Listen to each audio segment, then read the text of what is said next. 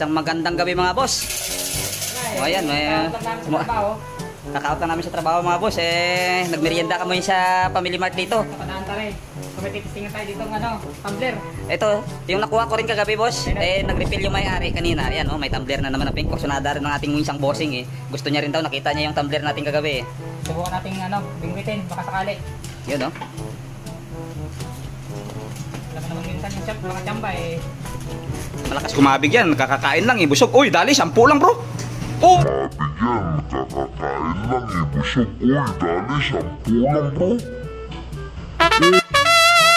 Ang galing mo pala dyan Hindi ko